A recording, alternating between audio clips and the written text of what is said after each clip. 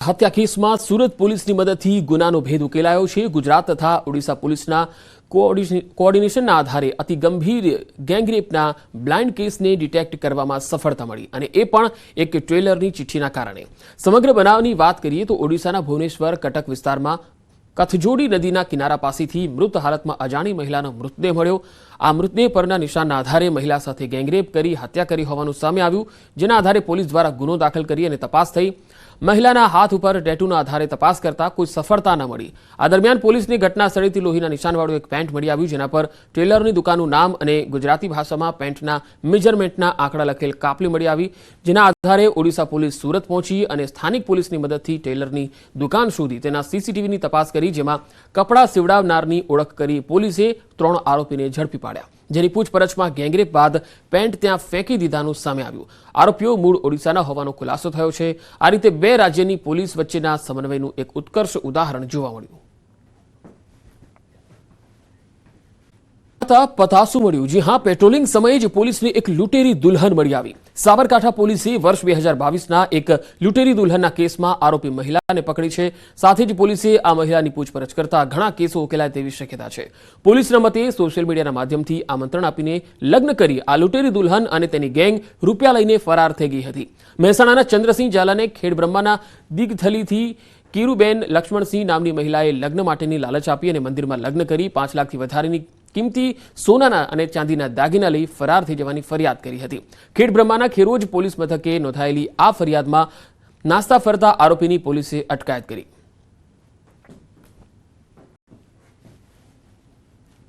Kheroj police station ગુનાની લૂંટેરી દુલ્હનના ગુનામાં છેલ્લા 2 વર્ષથી નાસ્તી ફરતી આરોપી કીરુબેન લક્ષ્મણભાઈ નાઓ પેટ્રોલિંગ દરમિયાન મળી આવતા તેઓને ખેડબ્રહ્મા પોલીસ સ્ટેશને લાવી અને આગળની કાર્યવાહી કરવામાં આવેલ। તેઓએ સોશિયલ મીડિયા દ્વારા આ સદર લૂંટેરી દુલ્હનના એજન્ટોના સંપર્કમાં આવેલા।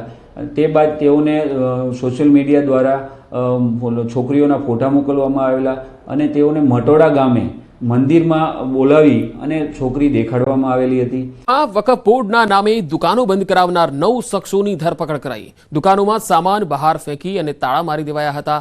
નવાબ મસ્જિદ ટ્રસ્ટના ટ્રસ્ટી ફારૂક મુસાણી સહિત 9ની ધરપકડ કરાઈ।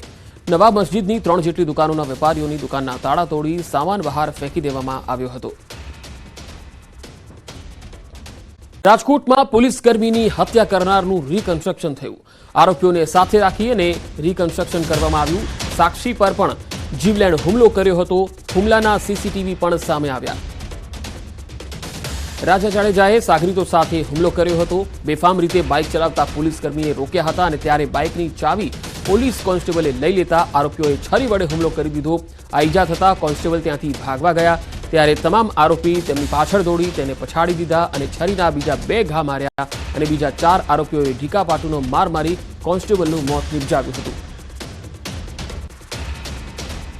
પોલીસ કર્મીની હત્યા કરનારનું રીકન્સ્ટ્રક્શન કરવામાં આવ્યું હતું। આ આરોપીએ પોલીસ કર્મચારીની હત્યા કરી હતી। આરોપીઓને સાથે રાખીને આખી ઘટનાનું રીકન્સ્ટ્રક્શન કરવામાં આવ્યું। અમદાવાદના સાઉથ બોપલમાં થયેલી લૂંટ અંગે હવે ખુલાસો થયો છે। જ્વેલર્સમાંથી 73.10 લાખની લૂંટ થયાની ફરિયાદ દાખલ થઈ। કનકપુરા જ્વેલર્સમાં હથિયાર સાથે આ લૂંટ કરવામાં આવી। સોના ચાંદીના દાગીના સહિત 73.10 લાખની લૂંટ થઈ। 4 અજાણ્યા શખ્સોએ લૂંટ કરી અને રિક્ષામાં ફરાર થઈ ગયા। હાલમાં સીસીટીવી ફૂટેજના આધારે પોલીસે તપાસનો ધમધમાટ તેજ કર્યો છે।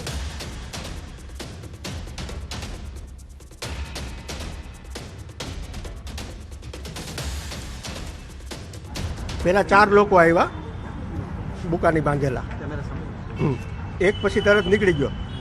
3 જણાએ તરત 3માંથી 2એ પિસ્તોલ લઈ લીધી અને પિસ્તોલ અમારી સામે રાખીને અંદર આવી ગયા।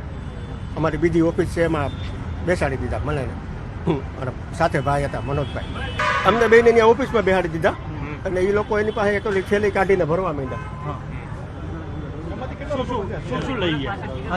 2 પાસે જોયા સોનાના દાગીના। કેટલાના દાગીના હશે જે એ પછી અમે શટર પાડી દીધું દુકાનનું। આશરે કેટલા દાગીના? કોઈ આશરો ન આવે। તમને હિન્દી ભાષા બોલચાલ કઈ રીતે? હિન્દી ગુજરાતી 2 હતું એવું લાગ્યું, બહુ બોલતા જ નહોતા। અગાઉ આવા ગ્રાહક કોઈ આયા છે ખરી તમારે ત્યાં આગળ કે ભાઈ જેન્યુઅલ ગ્રાહક જ આવે અમારે. બનાસકાંઠા વિભાજનનો વિવાદ વકરી રહ્યો છે. કાંકરેજ વિસ્તારને થરાદમાં સમાવતા વિરોધના સૂર દેખાઈ રહ્યા છે. ભાજપ નેતાએ સીએમને પત્ર લખ્યો. કાંકરેજને બનાસકાંઠા જિલ્લામાં રાખવાની માંગણી કરી.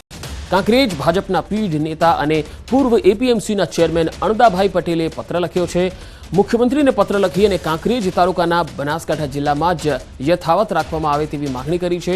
કાંકરેજ તાલુકાના ધનેરા અને રાનેર અને થરાદ સુધી જવામાં 100 કિલોમીટરનું અંતર થાય છે. બેંક ડેરી અને જિલ્લાની જે સંસ્થાઓ છે એ પાલનપુરમાં આવેલી હોવાથી કાંકરેજ તાલુકાના બનાસકાંઠા જિલ્લામાં જ રાખવામાં આવે તેવી માંગણી કરાઈ છે.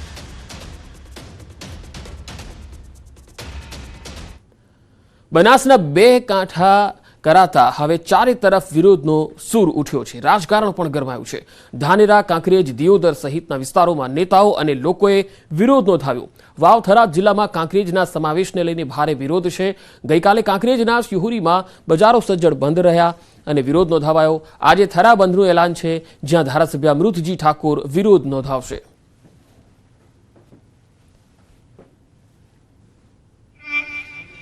થરાદના 2-5 કોન્ટ્રાક્ટરો અને ઉદ્યોગપતિઓને ત્યાંના લોકોને રાજી રાખવા માટે બિલ્ડર લોબીએ મોટા હપ્તા આપી.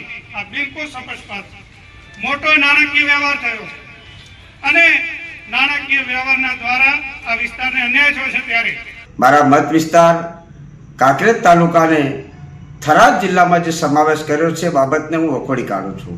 કારણ કે મારા કાંકરેજ તાલુકાના ખેડૂતો હોય, નાના મોટા વેપારી હોય, એમને પાલનપુર જવું આવવું ખૂબ સહેલું ને સરળ પડે છે.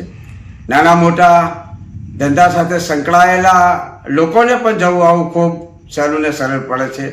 જ્યારે થરાદ જવું ખૂબ જ અટપટું ને અઘરું છે. ત્યારે આ તાલુકાને થરાદમાં સમાવેશ કરી અને જે નિર્ણય લેવામાં આવ્યો છે એ નિર્ણય યોગ્ય નથી. મેં સંદેશો મોકલવરાવ્યો છે કે ધાનેરાની પ્રજાને જે વાછોલ, બાપલા અને આ વિસ્તાર છે એ થરાદ છે 80 કિલોમીટરે પહોંચે છે, એટલે ખૂબ મોટું લાંબુ અંતર થઈ જાય છે. બનાસકાંઠાના વિભાજન સામે હવે ભારે વિરોધ જોવા મળી રહ્યો છે. દિયોદરના કોટડા ગામના એક સ્થાનિકે દિયોદર એમએલએ કેશાજી ચૌહાણને ફોન કરીને વિભાજન ન કરવા અપીલ કરી. હાલમાં આ વાતચીતનો ઓડિયો પણ વાયરલ થઈ રહ્યો છે. આમ તો દિયોદરમાં અનેક જગ્યાએ વિરોધ ચાલી રહ્યો છે. ગઈકાલથી જ બંધનું એલાન પણ થઈ રહ્યું છે. વેપારીઓ પણ બંધમાં જોડાઈ રહ્યા છે, કારણ કે તેઓ દિયોદર અને ઓગળને એક જિલ્લો બનાવવાની વાત પણ કરી રહ્યા છે. તો બીજી તરફ વિભાજન જ ન થાય તેવી પણ કેટલાક લોકો માંગણી કરી રહ્યા છે. પરંતુ આ જે વિભાજન છે એ ઓલરેડી 1 જાન્યુઆરી 2025ના રોજ સરકાર તરફથી એક જાહેરાત કરી દેવામાં આવી છે અને હવે માત્ર નોટિફિકેશન જે છે એની જ રાહ જોવાઈ રહી છે. કોટડા ગામના રહીશો હાલ વિરોધમાં દેખાઈ રહ્યા છે. દિયોદરને કેમ જિલ્લા મથક ન જાહેર કરાયું તેને લઈને પણ એક વિરોધ છે, કારણ કે વાવ થરાદ જે છે એ એમને અટપટું લાગી રહ્યું છે અને દિયોદર જે છે એ વધારે તમને અનુકૂળ હોય એવું લાગી રહ્યું છે.